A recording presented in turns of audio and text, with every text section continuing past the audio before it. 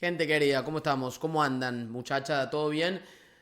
Primer capítulo del año, si no me equivoco, de Sin Filtro. Primer capítulo del año, me parece, no recuerdo si hicimos uno a principio de año, pero hacía ya mucho tiempo que no veníamos con una de estas ediciones. Hay mucho fútbol entre semana, no deja tanto respiro el torneo como para meter uno de estos de bocado en plena semana, pero bueno, aproveché esta semana que es la primera en donde el fútbol se regularizó un poquito, si se quiere, que se tranquilizó, que no se juega en toda la semana, recién mañana va a jugar Talleres, pero aprovechamos porque entiendo que hay muchas incomodidades, hay muchos temas de los que ustedes quieren charlar y conversar, y por eso me tomé el atrevimiento de hacer una edición más de Sin Filtro, en donde ustedes preguntan, donde yo elijo las mejores 4 preguntas o los mejores 4 conceptos y ahí los vamos desglosando. En este caso, 2 cuestiones sobre el fútbol de Córdoba. Hay que hablar de quién es el responsable del momento de Talleres. Hay que hablar de qué pasa en la dirigencia de Belgrano. Una pregunta futbolera, pero un poquito más general, sobre este torneo, sobre el arranque del torneo de apertura y este nuevo formato.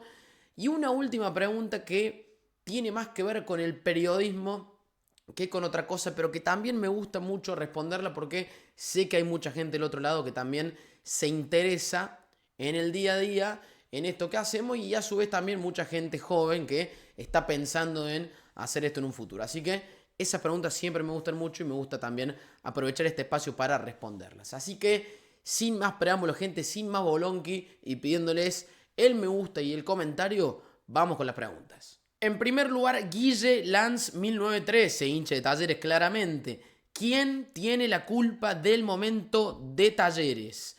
Gastón Ceballos 7, que pregunta, ¿qué pasó entre los dirigentes de Belgrano? ¿Se rompió algo? No están alineados. Muchas cosas raras. Matías Loyola 96, que hace una doble pregunta. ¿Crees que está bien jugar estos campeonatos y no uno largo? Con tantos equipos y lesiones. Partidos cada 4 o 5 días, los jugadores de varios equipos, tocados, fatigados, lesionados. ¿Qué te parece? Opinión del torneo de apertura, como les decía antes. Y por último, Lautaro Luna 030. Pablito, para tantas personas que te ven, que quieren dedicarse a lo que vos haces.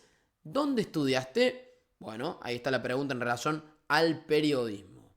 Bien, vamos a arrancar por lo que sucede en la dirigencia de Belgrano. Quiero arrancar por esto, vamos a ir haciendo un popurrí, yendo y viniendo, no todo estructurado como lo leímos recién. ¿Qué pasa en la dirigencia de Belgrano? ¿Qué pasa con Luis Fabián Artime? ¿Qué pasa con Ariel Rojas? ¿Por qué han sido tan discutidos? A mi entender, siempre que hay una crítica hacia una dirigencia por parte del socio, la crítica es justificada, más allá de que el socio no tiene por qué saber números particulares, decisiones particulares, porque tampoco creo que los dirigentes tienen que tomar decisiones en base a lo que sí o sí quieren los socios en el club, porque si bien yo entiendo que el club es de los socios, por algo se designa a una persona para poner en un lugar y que se haga cargo de todas las decisiones. Entonces el socio no puede esperar que todo lo que él quiera que pase en el club sea lo que el presidente quiera que también ocurra, sino que más o menos se supone, porque yo te voté a vos, vos vas a tener una línea de pensamiento bastante similar a la mía. Y esto fue lo que yo creo que llamó la atención en Belgrano con respecto a la situación dirigencial.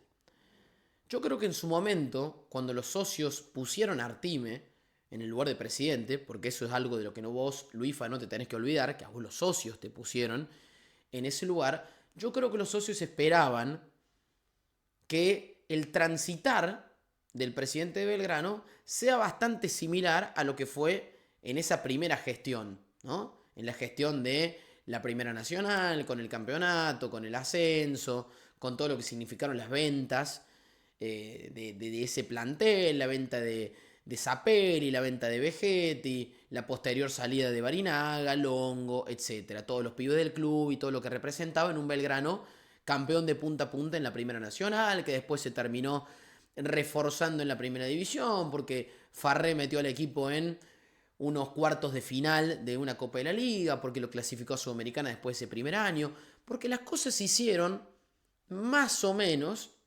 respetando la idiosincrasia del club y a su vez respetando esas ideas que los hinchas y los socios que habían puesto a Artime en ese lugar pregonaban, ¿no? Entonces yo creo que el socio se sintió muy representado por Artime en esa primera gestión. Esa primera gestión que no tenía Rojas en un directorio deportivo que todavía no existía, y esa primera gestión que también tenía una comisión directiva diferente, con algunos apellidos que hoy ya no están en Belgrano y que demostraron ser muy importantes. No solamente importantes porque tenían el rótulo de participante de una comisión directiva, sino importantes porque, no digo que tomaban las decisiones, pero que tenían mucha injerencia en las decisiones, no solamente en términos deportivos, sino también en términos institucionales y económicos. ¿Por qué? Porque eran gente preparada, porque se asemejaban un poquito más a ese costado empresarial que hoy el presidente Belgrano muy aceitado no tiene, porque claramente fue un jugador de fútbol que conoce el club y todo, pero que capaz no sabe manejar una empresa, ¿no? Como hoy se manejan los clubes. Porque para aquel que no sepa, los clubes también se manejan como empresas, gente, porque mueven mucha cantidad de guita. Y es muy importante tener a alguien que tenga una mirada empresarial de las cosas, más allá de todo lo que uno tiene que saber a nivel deportivo, ¿no? ¿Qué pasa? Cuando corte el primer mandato de Artime y arranca esa campaña para la segunda gestión, claramente porque las cosas se habían hecho cuasi perfectas, Artime no tiene una oposición. Yo soy de los que piensa que en la política, sea política a nivel país, sea política a nivel clubes, para que la vida política sea sana debe existir una oposición. Una oposición que pierda con un 30%, con un 40%, con un 49%, que pierda con un 1%, pero que exista esa oposición para que del otro lado del partido no se relaje la cuestión. Que creo fue lo que ocurrió en Belgrano. Artime justificadamente vuelve a conseguir su segundo mandato, pero un segundo mandato que no tenía mucho que ver con el primero, porque la comisión directiva se había casi desarmado, quedaron muy poquitos, por no decir casi ninguno, de ese grupo selecto que tan bien le hizo Belgrano. A raíz de eso, si no me equivoco, esto es previo al segundo mandato, pero a raíz de eso se mete el directorio deportivo, algo que no es una locura, porque todos los clubes del país tienen un directorio deportivo, o la gran mayoría, es una nueva moda, pero del cual se tiene que responsabilizar a Artime en un 100% casi. A partir de ahí, ¿qué empieza a suceder?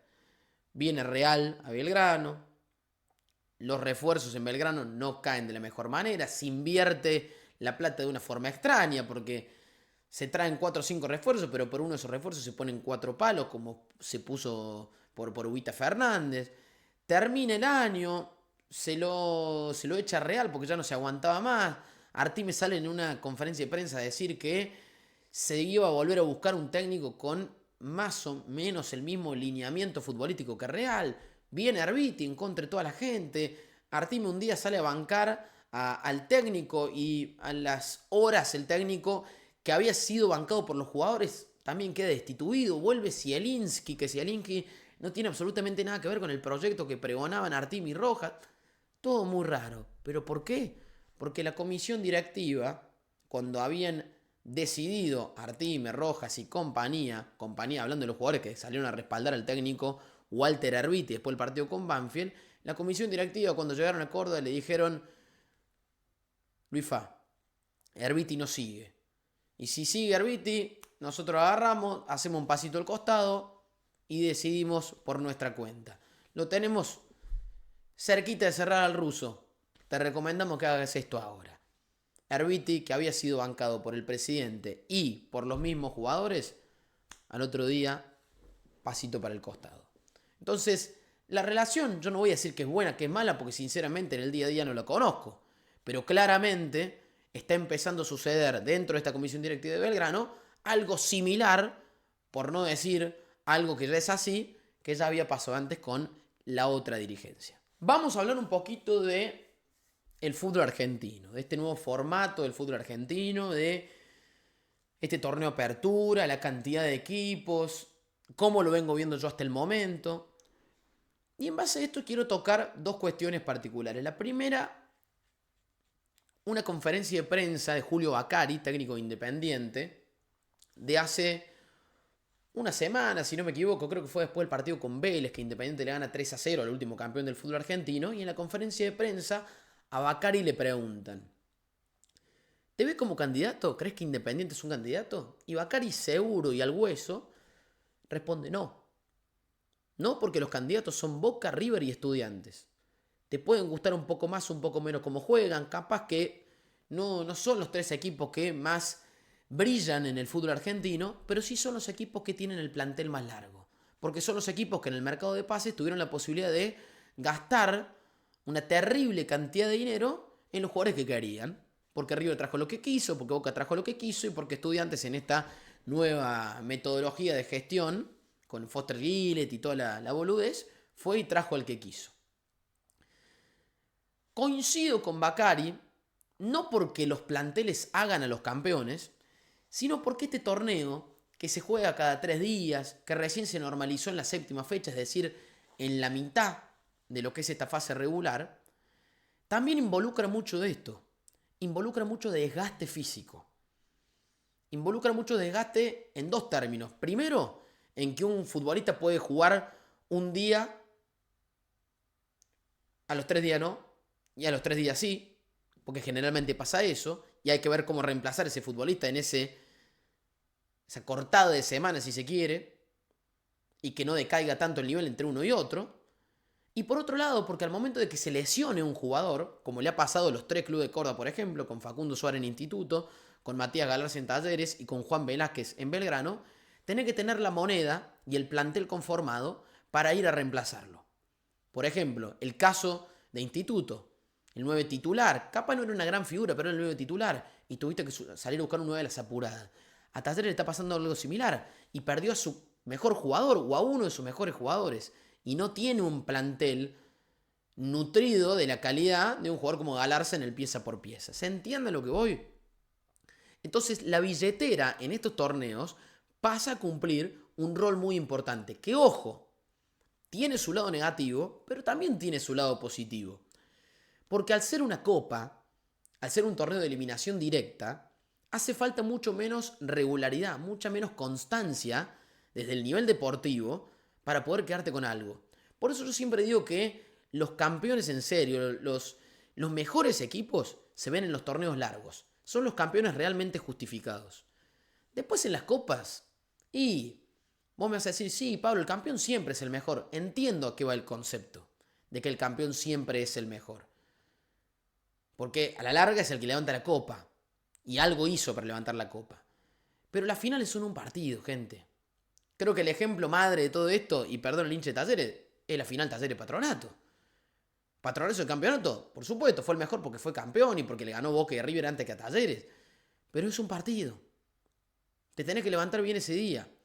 Tenés que llegar, por supuesto, tenés que mantener regularidad de 16 fechas hasta que llegues a la fase de eliminatoria de Copa de la Liga y después es fin de semana tras fin de semana. Un día River se levanta con el pie izquierdo, no le gana a Sarmiento y Sarmiento pasa, y por eso Sarmiento es mejor que River. Fue mejor esa noche, me parece. No sé si es mejor equipo. A eso quiero llegar. Bien, vamos ahora con Talleres, ¿no? Qué pregunta amplia, si se quiere. ¿Quién tiene la culpa de este momento de Talleres? A ver, me parecería muy básico responsabilizar a una sola persona o a un solo sector del presente que está viviendo en Talleres.